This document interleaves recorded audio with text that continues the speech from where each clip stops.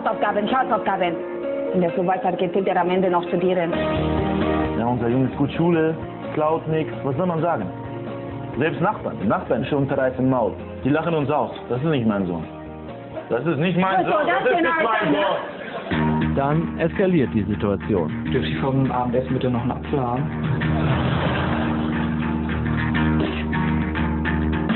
Apfel. Ich war zu Pferde. Schon das ist noch. Ja. Und wieder gut riecht? Oder richtig schlecht riecht? Du riechst, wie ein Mann riechen muss. Die Lage ist aussichtslos. Hier kann nur noch einer helfen.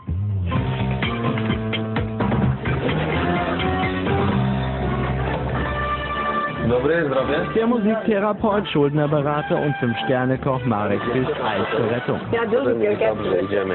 Espresso, Proszę bardzo, proszę, nie panikuj. Ja, proszę. Der gelernte Türsteher hat eine Situation diesen Ausmaßes in seiner gesamten Laufbahn als Gerüstbauer noch nicht erlebt. Wie auch. Der nicht an ADS leidende Piotrek braucht dringend nichtärztliche Hilfe von Anlageberater Marek. Diese Situation, die mich hier bietet, das ist wirklich dramatisch, das ist Katastrophe.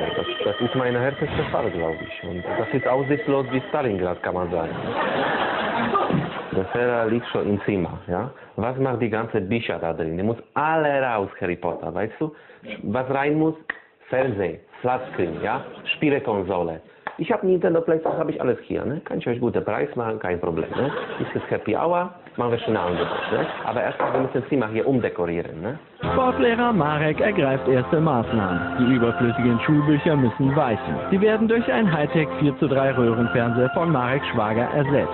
Auch die neuwertige Brockhaus-Enzyklopädie muss einer gebrauchten Spielekonsole weichen. So soll Piotrek lernen, seine gewaltfreien Fantasien in den Griff zu bekommen. Hallo mein Freund, grüß dich. Wie alt bist du? 13. 13, super. Da habe ich eine super Idee für dich. Habe ich eine Maschine für dich mitgebracht.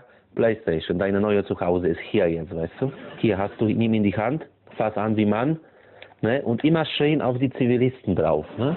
Frauen, Kinder zuerst, heißt das in Deutschland. Kopfschuss. Verstehst du? Nächste Mission ist Afghanistan. Komm Junge, wie sitzt du da? Hast du auch schon was gesoffen?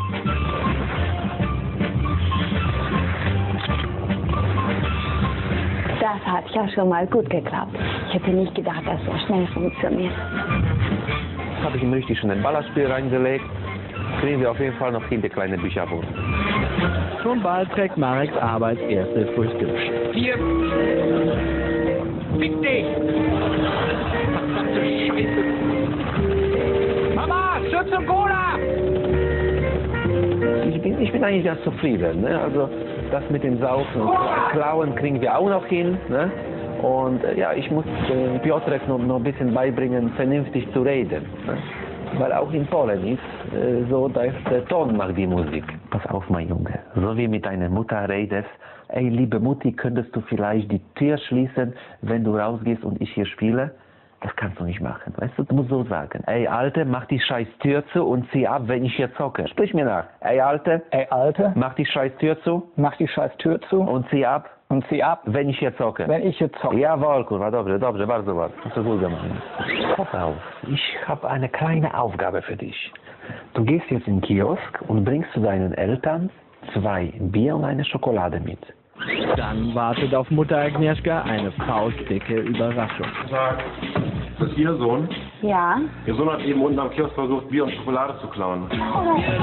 Familie Ostrowski ist überglücklich. Passt immer ein bisschen besser auf Ihr Kind auf. Der Expeditionskaufmann Marek hat der Familie neue Hoffnung geschenkt. Wir wissen nicht, wie Marek das gemacht hat, aber wir sind überglücklich.